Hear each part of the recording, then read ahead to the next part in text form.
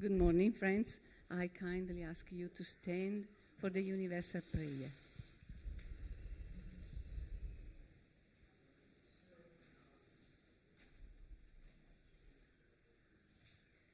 O hidden life, vibrant in every atom.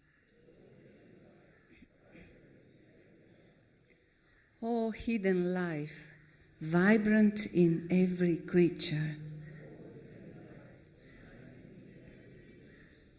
O hidden love, embracing all in oneness. May each who feels himself as one with thee know he is therefore one with every other.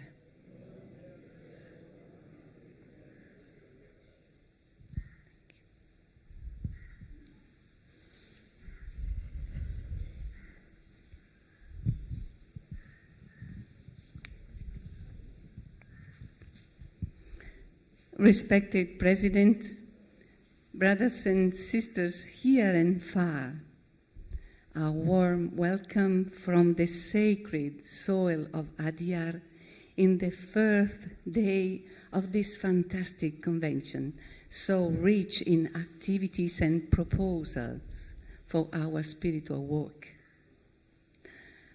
The blessed Theosophical community is rich in luminous examples of altruism, dedication, abnegation, self-service, starting with the bright examples of our international president, of our international vice president, international treasurer, international secretary. And it is a way of saying that we care. And as we have seen in these convention days, we have a good deal of responsibility in this interconnected world.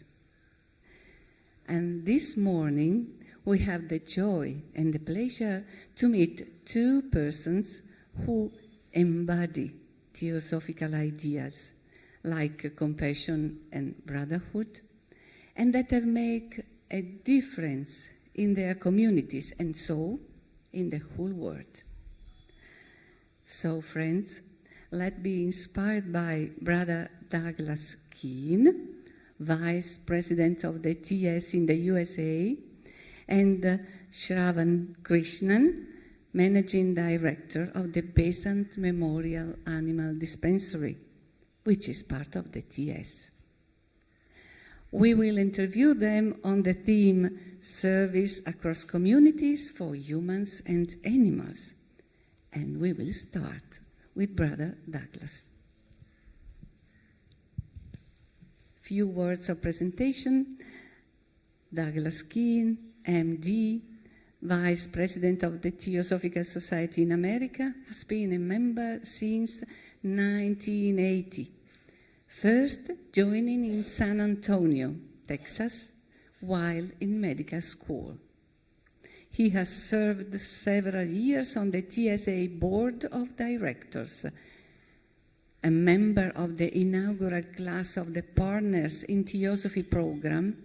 Doug has presented at a number of lodges in the eastern U.S., as well as the Ojai Valley TS Lodge and at the Summer National Conventions of the USA Society. Practicing doctors for over 33 years, he served as a medical doctor in rural Northwest Alaska and trained native doctors in Lesotho. He is currently the medical director at an extended care facility and lives with his wife, Risa, in New Hampshire. So, Douglas, as for this brief biodata, it looks like you have had a very busy and adventurous career. Could you please tell us what interest came first, theosophy or medicine?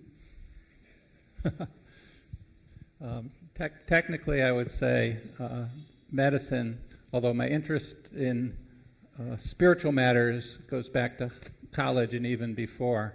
I took some Eastern religion courses in college and was very intrigued at different ways of looking at the world and life, incarnation, and I was introduced to the principle of karma. So I was pursuing that. I was studying at a small group in Houston, Texas, when I was actually accepted to medical school.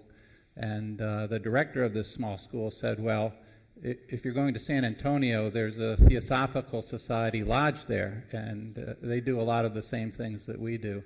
And he encouraged me to look into that, which I did. And I ultimately joined the Theosophical Society, as Pat said, in 1980, right in the middle of medical school. So I've had parallel interests for 40 years. You know, one side is theosophy, the other is medicine, and they overlap quite a bit. So,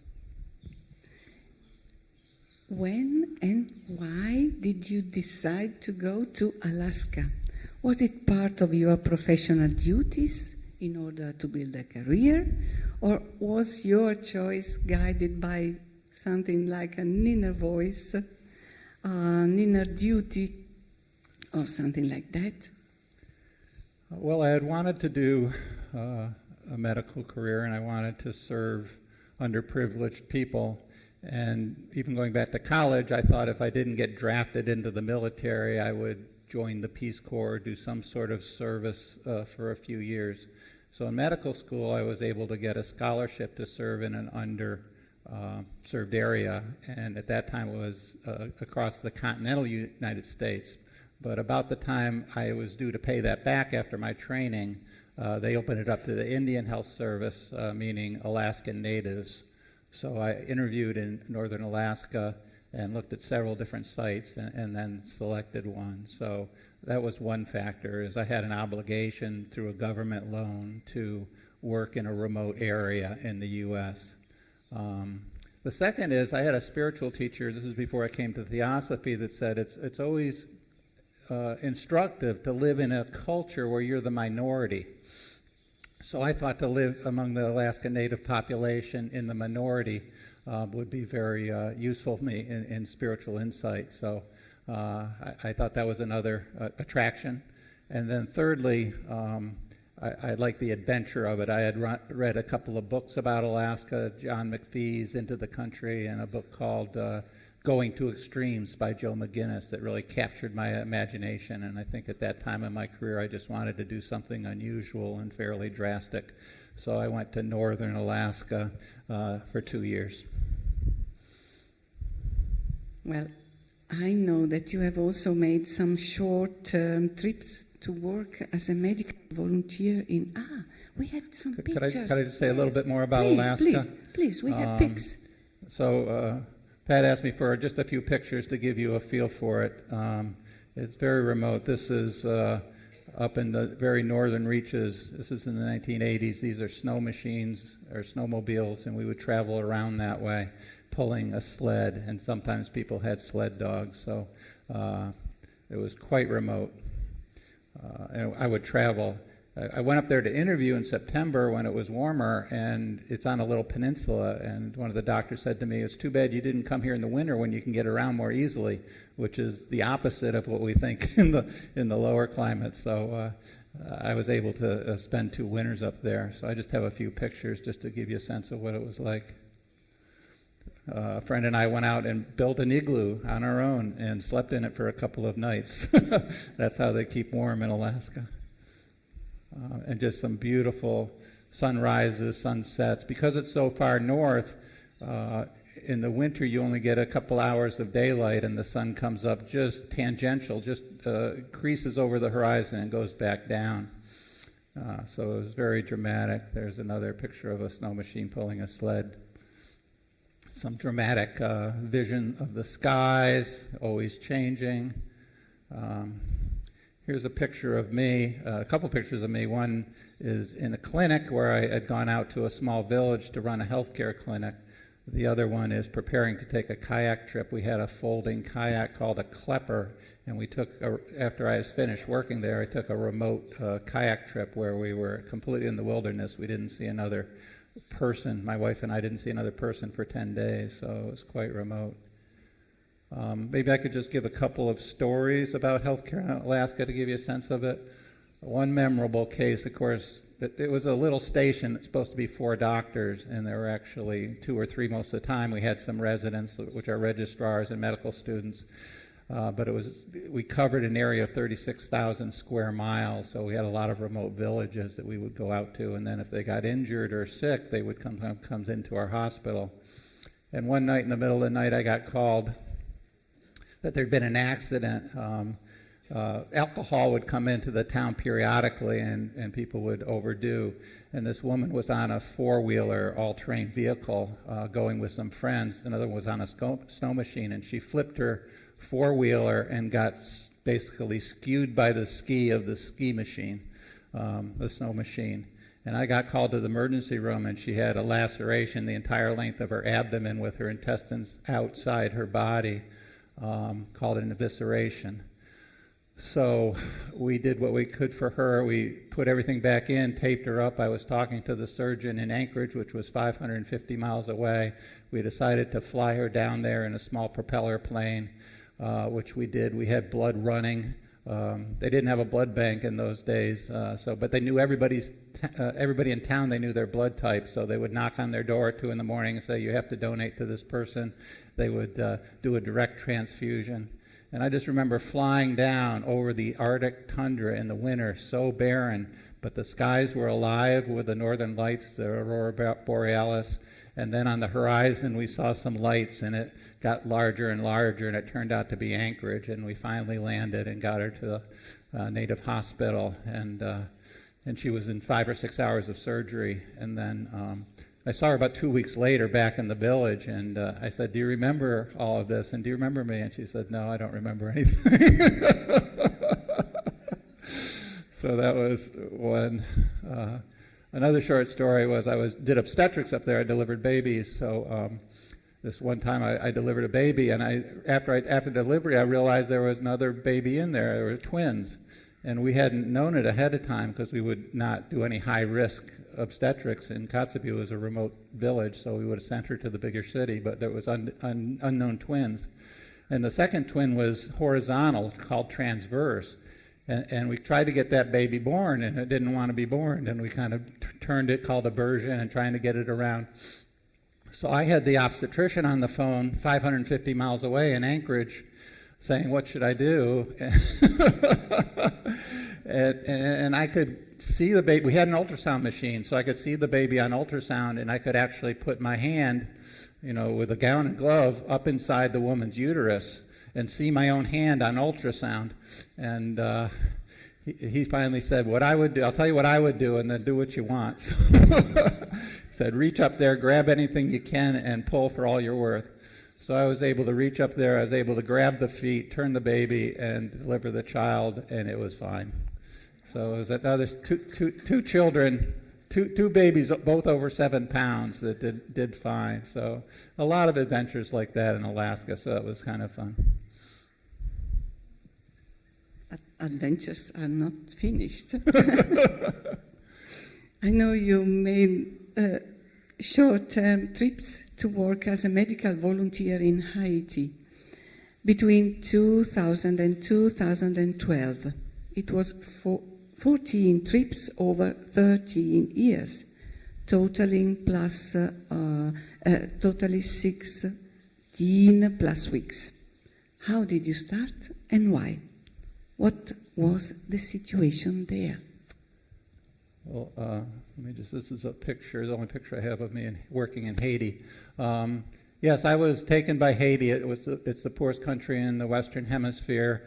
It's only 90 miles from the American shore, and yet it's worlds away. And I had a couple of colleagues in my medical practice that would go down there and see patients. So when my children were old enough that when my wife would let me go for a week, I started going for a week or 10 days each year.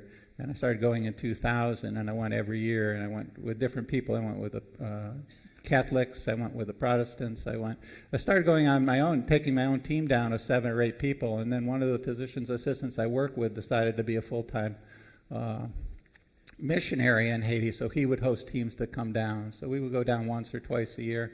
I went with some other groups. So I really did it. It felt really important to me.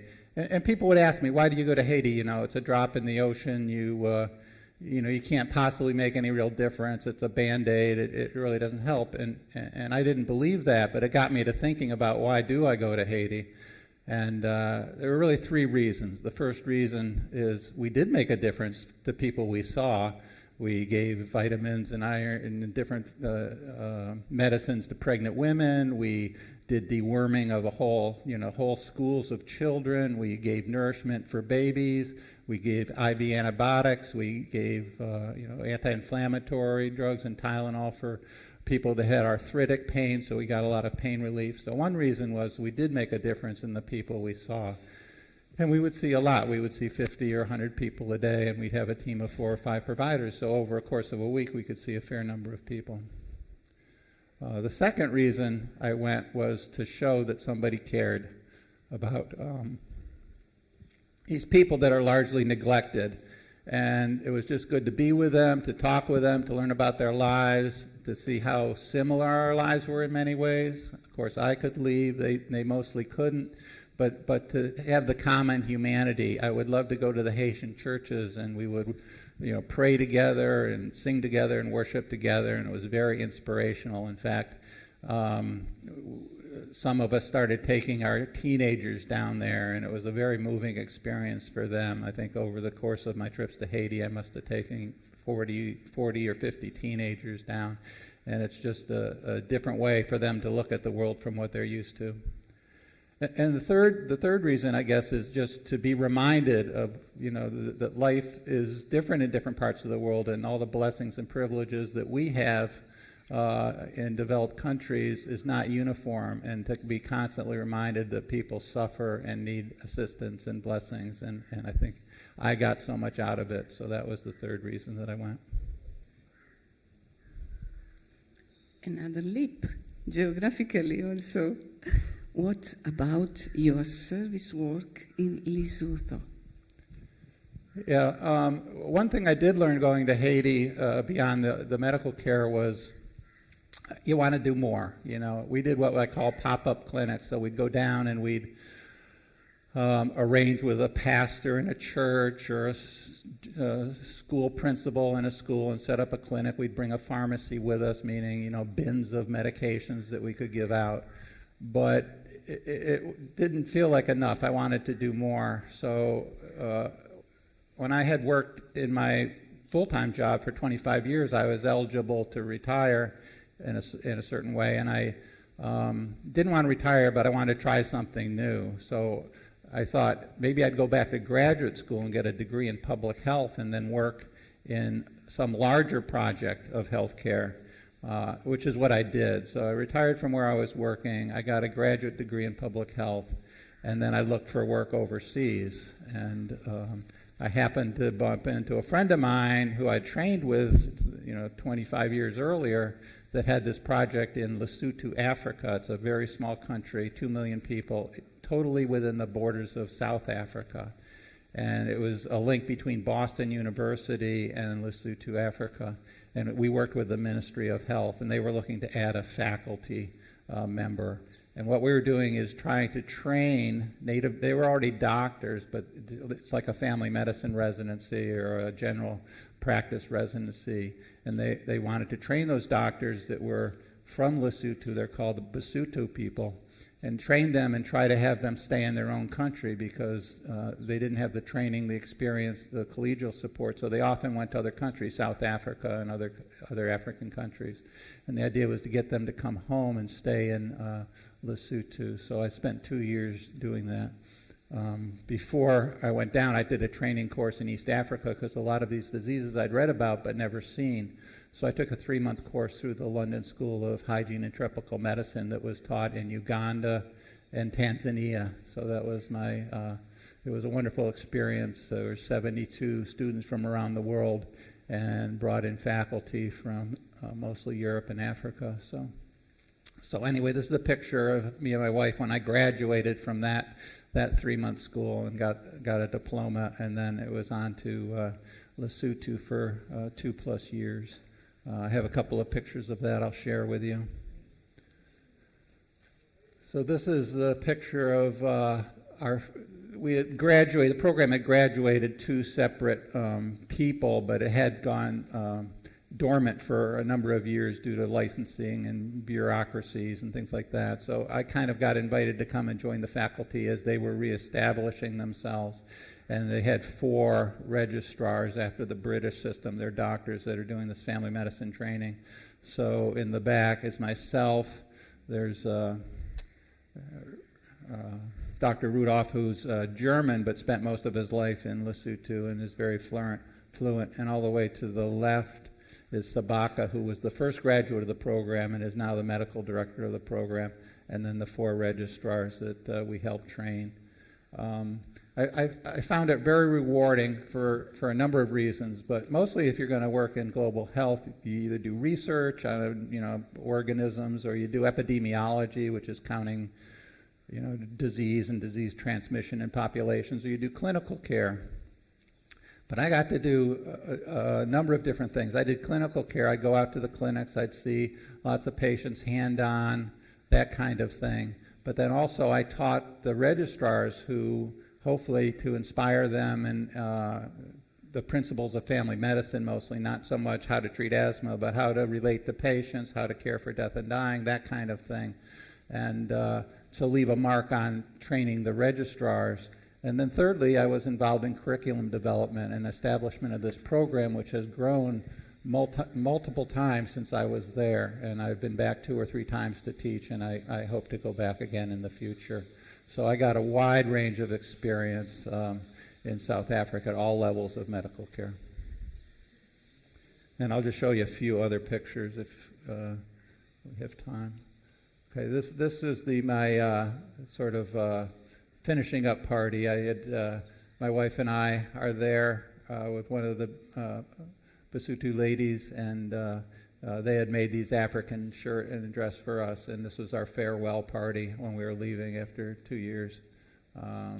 This is some visiting doctors from Wales, I think, and then a number of registrars.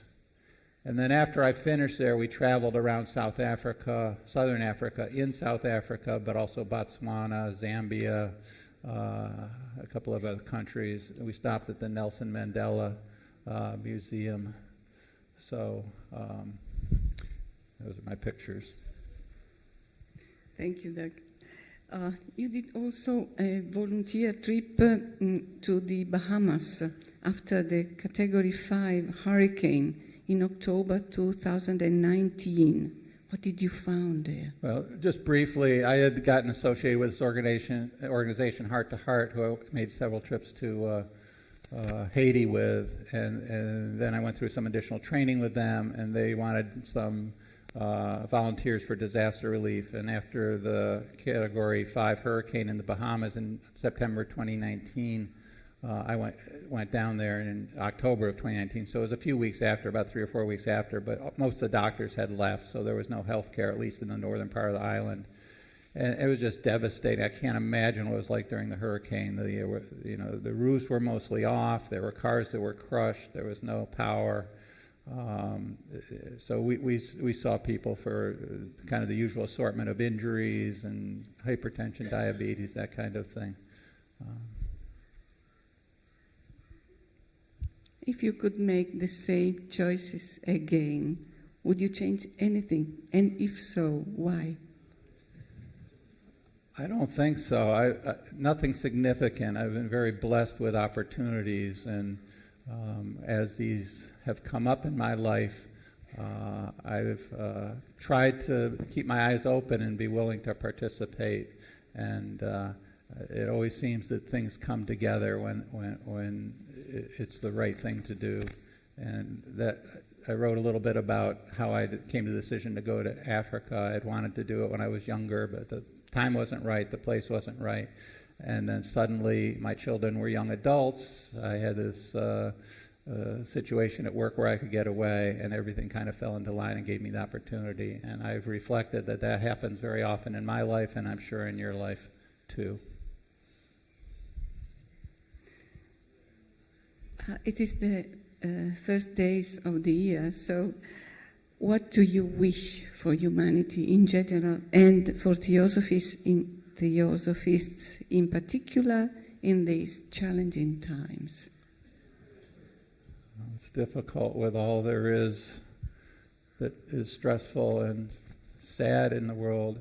I guess I wish for political stability, if not harmony. I think in this world we have enough resources for everyone to have basics of life, enough food, shelter, basic health care, education, but we seem not to be able to have it reach everyone due to political differences, due to selfishness, due to corruption. So my hope is that this year and in the years to come there can be some political stability so that those that want to reach out can reach out in a very safe way. Haiti I talked about, if you've read about things recently there, the agencies are pulling out, it's lawless, there's so much violence, and it's because people are so desperate and they're not alone. If you were invisible, what would you do? If I were invisible?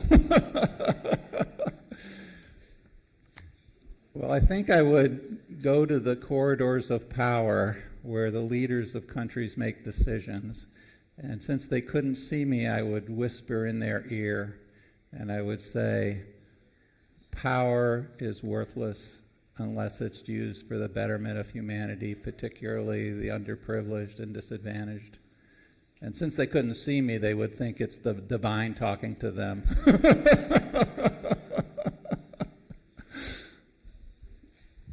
One last question, Doug. If you have any dream that is not yet realized, could you share it with us? I think life gives us opportunities, and it's up to us to learn and take advantage of those opportunities. And my hope is to continue to support, spread, and share theosophical principles, including humility, compassion, unity, and love. And I hope I can do that with my remaining years.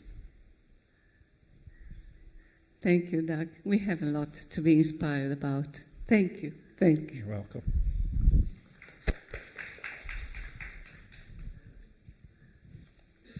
And now our adventurous travel has not finished. We have a famous animal rescuer and activist, very well known in the country for his long-term activity. He is Shravan Krishnan, the backbone of the Besant Memorial Animal Dispensary. Shravan is also an expert snake rescuer who has been part of 2 international TV series, one with Animal Planet and the other with National Geography. So we have a lot to learn from him too. And I will start asking him, Shravan, yours too looks like an adventurous activity. Can you tell us how and when it started? Who or what inspired you? First of all, good morning to all, and thank you for giving me an opportunity to come over here and speak to all of you. So, when it comes to animals, I always grew up with animals. My mother, my grandmother, if they find any sick animals on the road, they would, often bring it back home and we would take care of him. I think that's when it all started.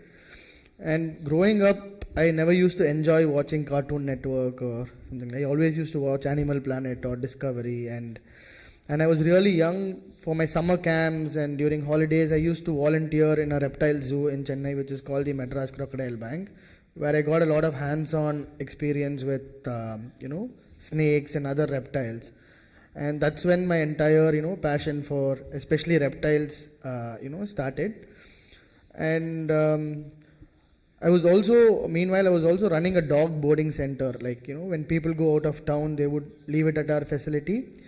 And, but these were all dogs which were belonging to someone, right? And many people would, bring injured animals to me, but I couldn't house them there because I have healthy animals, sick animals, I can't house them at the same place. So, this thought of having a shelter was always in my mind. One of my friends' father was part of the Theosophical Society back then, and I had approached him saying, there was animal shelters for domestic animals, but we didn't have anything for wildlife. So because this is a right setup and we have, a lot of, it's very quiet, we have a lot of forest cover here, I thought this would be the right place to have a rescue center for wildlife. So I think that's when, I met the president and, I was proposing this idea to him. And he told me, we have this animal dispensary. It's a beautiful dispensary. It's right in the heart of the city, but it is not, we're not using it to full capacity. Why don't you, since you have experience with animals, why don't you, think of doing something over there, and then we can probably look at the wildlife center later on. So even thinking back now, I'm still wondering at times that how did he let a 24, 25-year-old boy to take up such a big responsibility? And looking back now, we started off with one vet and one caretaker, and we had around 50 animals at our dispensary. But now we are home to more than 250 animals, and we have 50 people working, including 8 veterinarians. So this has happened like in the last 5 years, and including me, no one expected us to grow in such fast rate. So that's how the entire journey of BMAD started. So there was a lot of support from the public as well, right? We had a couple of crowdfunding initiatives which we put out, and we were able to purchase equipment such as ultrasound, X-rays, biochemistry machine, hematology machines, and equip our operation theatre in a fully functional manner. So currently BMAD is one of the leading facilities, I would say, not in Chennai, in India, where we treat street animals for free, and people who cannot afford treatment in a private clinic, they get free or very nominal subsidized prices here. So like for example, if they go out for an X-ray, it would not cost them less than 500 to 700 rupees. But here at BMAD, we would do it for 50 rupees, right? So that's been really, really successful. And every year we have close to 15 to 16,000 outpatient cases alone in BMAD. So it's been doing really well, and of course we hope to continue and see how we can do better in the coming years. So you made it flourish. Yeah. And could you show us something about? Yeah. This is how you change. Yeah. So that is basically we get a lot of male calves at BMAD. Some of them we have rescued them from slaughter, right? Because male calves here are not pretty much used for anything. They end up on the road or in the slaughterhouse as young as 2 weeks to 3 weeks old. So and it is of course illegal to do so. So we kind of go speak to the owners and retrieve them and keep them with us. So that is one of the male calves out of, we have close to 50 to 60 cattle in BMAD, and 90% of them are male calves.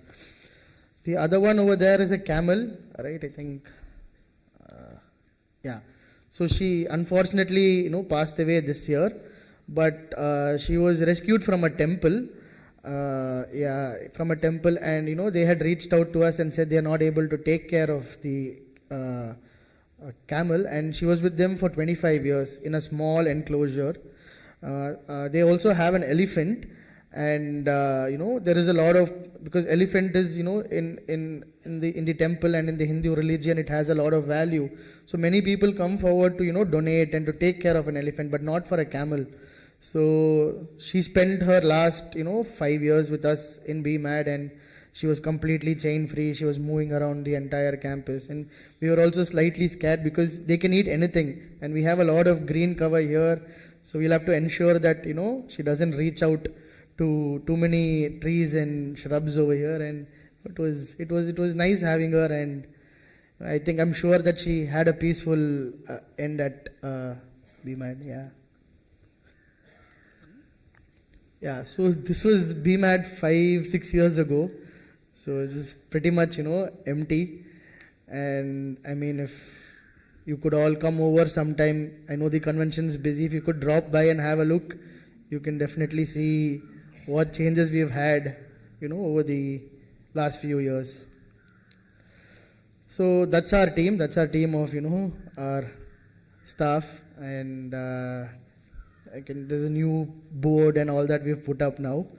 But yeah, it's been great. It's been, it's of course a lot of teamwork and a lot of team effort which goes behind everything. And apart from the support we have from our team, there's been tremendous support from the TS family itself, right? I mean, be it the management, in case if we need anything for the animal, there is no second thought in spending or, too many questions asked about what are you doing. They've all been very, very supportive.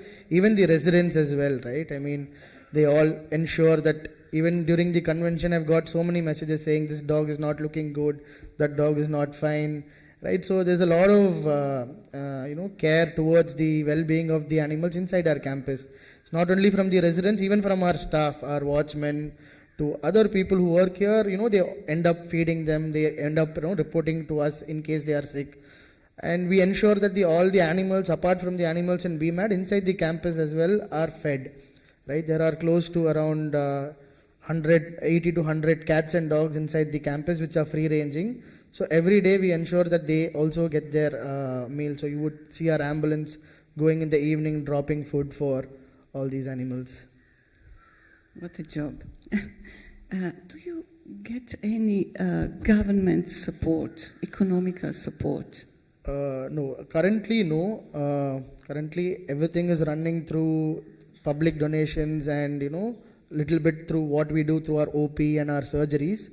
And it is, and we also get a lot of, few years ago we've been getting, there's something called CSR, Corporate Social Responsibility, where a company which is making a lot of profit should give a small percentage towards welfare activities.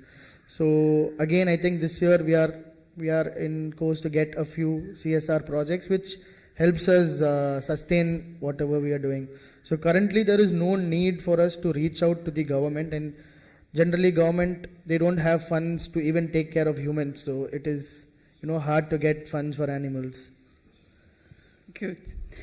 Can you tell us something about the impact of the issues like street dogs in your country? Why is it such a problem in India? Yeah, it is a huge problem. India is home to more than 35 million street animals, right? And they are on the road not because they want to be on the road. They are on the road because of our mismanagement. These are all domestic animals where we didn't take care of them, we abandoned them on the road, and they keep multiplying, right? And so they go through a lot of issues on the road. They get hit by vehicles, they don't get food, no shelter, they get, diseases which are, life-threatening. And more importantly, India is one of the leading countries in rabies-related deaths, right? So there is a huge problem with dog bites, dogs also, with wildlife and all that. So till 1996, if you had complained saying there are a lot of stray dogs in your road, so the municipal corporation would come, catch them, put them into electrocution chambers and kill them. Right, and there were a lot of cases filed, and then finally they said that the humane way to control their population is through periodical animal birth control program and vaccination, right? And that's what we've been focusing a lot on BMAD, right? The corporation, it's been running for 20 years and it's not been successful because there is a lot of corruption and a lot of, it's not planned properly, and the surgeries are botched up, and dogs done in unhygienic conditions, and dog comes back really sick. So we wanted to ensure that we have a good animal birth control program. So we started off first with the campus. We ensured almost 90 to 95% of our animals inside the campus have been completely sterilized and vaccinated. So when I had come, there were close to 100 to 120 dogs. Now the numbers have come down over the years because of birth control, and it has successfully worked. And many dog feeders or community caretakers, they bring their dogs to us for birth control, right? And because they know that we do a safe job, we do a neat job, and they are happy to take the dog back to their community. So we've been, last year we have done close to 2,500 birth control surgeries, and most of it is like, absolutely for free. You are very engaged also in spreading awareness about ecology, as far as I've seen, ecological behavior, ethical waste disposal, and so on. Why is it so important for an animal rescuer? Of course, I mean, we would not think of it as a big thing, but it makes a huge impact. Like, for example, so you just throw a net which you use on the ground, right? So many times you have, rescued snakes which have, got in and got stuck and entangled into them. Bottle caps, right, where you have animals getting, caught into it, right? So we would think it is not a huge thing, but it plays a huge impact, even a small thing, like that. So it is very important that, we ensure that we don't dispose things in a way where, even a small thing, for example, if we have pests at home, right, like rats, right, of course no one says that you'll have to live with rats and this one. Yes, there are ways to control them. It's their entire skin, so you can use traditional rat boxes to catch them and leave them out somewhere. But in this time and age, people want something really fast and something where they don't want to put in a little bit of the effort to ensure that we do it in a humane way, or in a way in which it is not affecting other beings or the environment. You are famous also as a snake rescuer, and it is quite an amazing job for the most part of us. We are happy to leave it to you, me, for example, but it looks like you have a special relationship with them. Can you tell us something about it? Yeah, so so snakes, I mean, like I said, I grew up really young interacting with them, and they're very mysterious and very fascinating actually, right? I mean, people kind of get scared when they look at them. There's a lot of myths and taboos about them which have been going on for centuries. But a place like TS is an ideal place for me because there are so many snakes around. And, we get a lot of calls from residents many times that, snakes have entered the house and, the kitchen. So we go rescue them, we, release them back into their, this is their habitat. And very interestingly, there is a new school which is being built on the other side. So there is some construction work going on, but we went and told them earlier, if you spot any snake, don't kill them, you inform us. We are right next to your campus. So in the last couple of months, we have rescued anywhere between 50 to 60 snakes from the campus, and it is nice to see even them, not hurting them or harming them, and taking that effort to call and ensure the safety of these animals. So it's good. They are really, really fascinating. I think if you observe them in the wild, if you are able to get an opportunity, you can see something really fascinating. I'll give you an example. So yesterday, I had a rescue call from the school in the morning. So we picked up a baby rat snake and we released the snake back. In the evening, I got another call saying there is another snake on the tree. So I told them that, I wouldn't be able to come and rescue the snake because it's on the tree.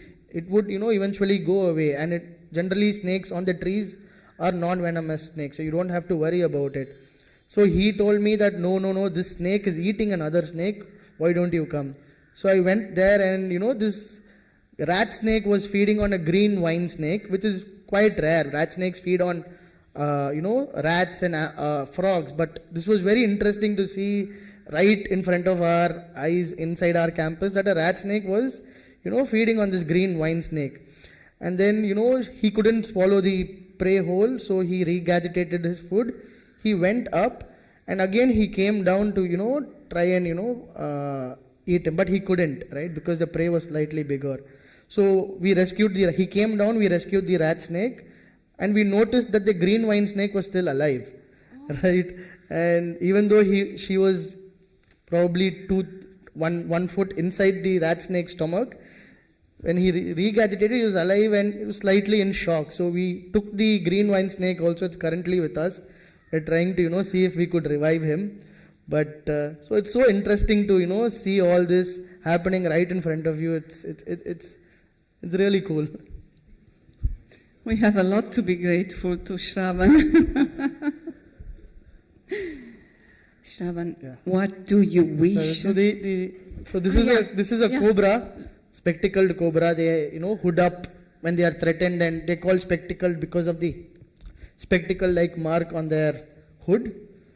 And this is a rat snake. This is inside our campus. So yeah. These are snakes which we. He's quite a famous man. He's on the. Apart from snakes, we do also get some wildlife from the forest department. We have deers, black bucks, monkeys which are injured, electrocuted, which come to us for treatment. And once when they get better, we try and rehabilitate them back into the wild. Yeah. We can go to the next. No, this is the last Yeah. one. Yeah. Shravan, what do you wish for humanity in general, for our future? So I think there should be more of coexistence, right? We all live in a very fast life these days, mobile phones and technologies, which is good in a way to get your message across. But I think we are distancing ourselves from nature, right? I think no one wants to sit down and observe what is happening in your own backyard or in your own garden. There is so much of activity, right? If you could just spend 10-15 minutes, right, and you can get back and connect with nature. I think that is something. I think once when we do that, I think we would look at this world in a different way, right? I think it is time for people to time out, take off, and be with nature and try and learn something. Yeah. And this is an ideal place to do it. Yeah, this is an ideal place. Yeah, I have a question. I've already posed to Doug. If we're invisible, what would you do? Apart from catching snakes. Yeah. No, the first thing I would do is there is this dog inside this campus which we've been trying to catch for a really long time. Right? She's been she's given birth multiple times, but she's been, scooting whenever she sees us. In fact, she's currently given birth also now. And I'm hopeful that if I'm invisible one day, I would be able to catch her and take her for the surgery. Yes, apart from that, it is really, it is a superpower to have if you are invisible, especially in this field. Because most of these animals, when we try and rescue them, most of them are feral animals. And when they see you, when they smell you, they immediately, run away. So it is, if I'm invisible, it will be easy for me to sneak on them and, rescue them in a safer way. Well, we have also a small video. Can we show it now? Yeah, we can. Yeah?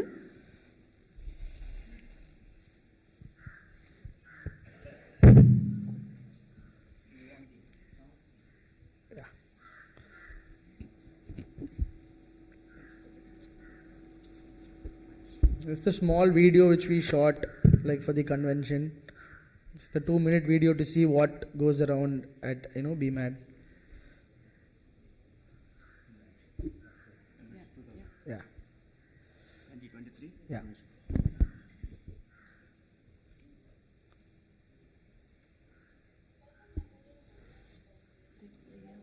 Program of the Theosophical Society and one of the largest animal shelters in Chennai. The shelter plays an integral role in the well-being of countless street animals in the city, rescuing and treating over 15,000 animals every year.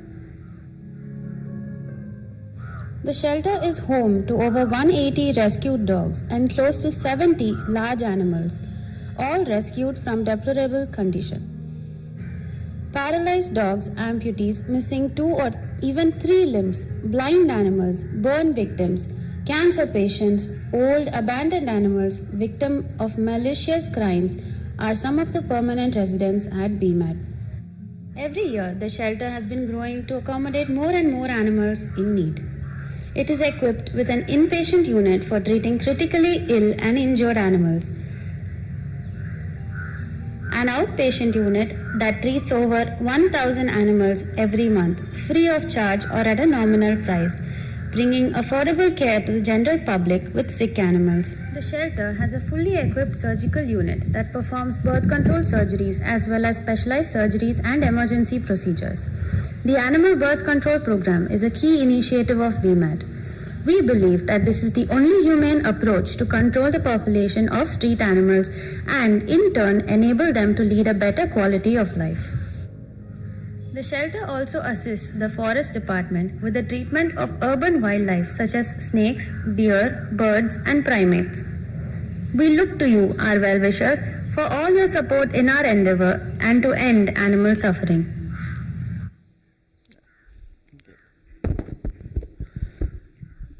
And last question to our brother Shravan. Is there any project that you have not yet realized and that you wish to share with us? I didn't get your question. Sorry. Oh.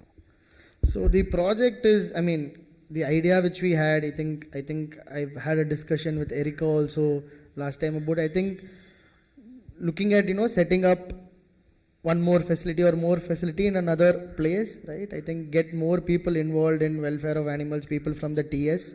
So if we are able to, not only, animals conservation, right, anything related to wildlife, anything related to the environment and protection, right? I think we can connect with people across the TS platform to have similar activities in other places which is in need, right? I think that is the idea which maybe going forward we could think of and have a small group or team, especially for this activity of the TS.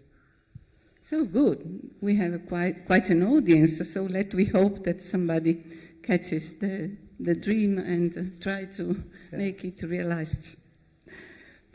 Many thanks, dear Shravan, for your activity too. It is amazing and it is a living example of compassion. So, dear friends, we have 5 minutes. Well. Dear friends, as we have seen with these bright examples, a selfless service is not only effective for the benefit of all beings, but it is very much relevant also because it has the capacity to inspire, to motivate, to encourage, influence, stimulate the action of every person of goodwill. So, friends, on your behalf, I wish to congratulate and thank Doug and Shravan, and let us be compassionate so we can live the world better than the one we have found. Thank you.